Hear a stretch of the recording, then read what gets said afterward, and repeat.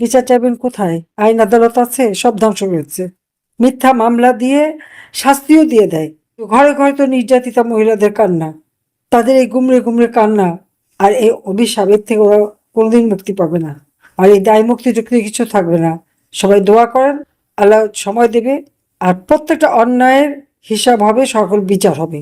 আমরা ন্যায় বিচার করব, ওদের মতো এই ফালতু বিচার করব না। শুধু মানুষকে হয়রানি করার জন্য বা মানুষের সুনাম করার জন্য যে বিচার, ওই বিচার না।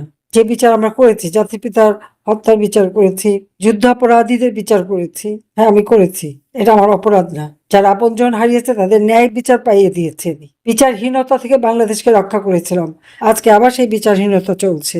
আওয়ামী লীগের অগণিত নেতাকর্মীদের ঘর বাড়ি ব্যবসাপত্র সব ধ্বংস করে দিয়েছে।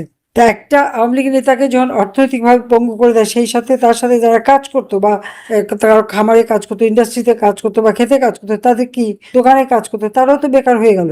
আমার সময় মাত্র 3% ছিল বেকার, কোভিডের পরে বেড়ে 5% হয়েছিল, আর এখন ঘরে ঘরে বেকার। তরুণ সমাজের কর্মসংস্থান ব্যবস্থা নেই, চুরি ডাকাতি করেই খেতে হচ্ছে সবাইকে, কারণ কাজ নেই, কোনো মানুষের জীবনের নিরাপত্তা নেই। এভাবে একটা দেশ চলতে পারে না। এত অত্যাচার নির্যাতন একেবারে হিসাব করে করে। আর কিভাবে বিএনপি নেতারা বলে যে আওয়ামী লীগ নাকি রাজনৈতিক দল না? ওরা রাজনীতির কি বোঝে? ওদের নেতা জিয়াউর রহমান তো একদিকে ক্ষমতা দখল করেছে সংবিধান লঙ্ঘন করে, আর্মি রুলস অ্যাক্ট দখল সেগুলিও ভঙ্গ করেছে, নিজেকে নিজে রাষ্ট্রপতি ঘোষণা দিয়েছে, নিজে নিজেই সব করেছে। সেই অবৈধভাবে ক্ষমতা আসা, অবৈধভাবে অর্থ উপার্জন করা, অবৈধভাবে ক্ষমতা, এটাই ওদের অভ্যাস। তারা আওয়ামী লীগ সম্পর্কে কথা বলতে লজ্জা করে না ওদের? আমাদের মহান নেতা জাতির পিতা বঙ্গবন্ধু শেখ মুজিবুর রহমানের নেতৃত্বে এই দেশ স্বাধীন হয়েছে।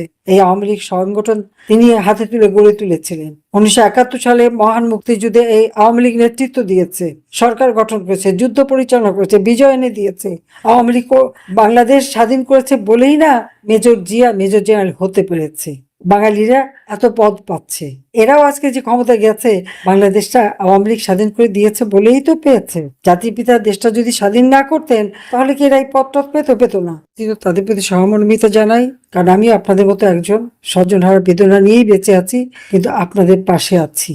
আর এবারও যখন আল্লাহ বাঁচিয়ে দিয়েছেন, অবশ্যই এই অন্যায়ের প্রতিকার করব। এই কাজ, এই দায়িত্ব আমাকে আল্লাহ দিয়েছে বলেই আমি বেঁচে আছি, এবং আমি বেঁচে আছি। আমি দেশে ফিরবো এবং এই অন্যায়ের বিচার আমি করবো ইনশাল্লাহ। সেই সুযোগ আল্লাহ রাব্বুল আলামিন এবং বাংলাদেশের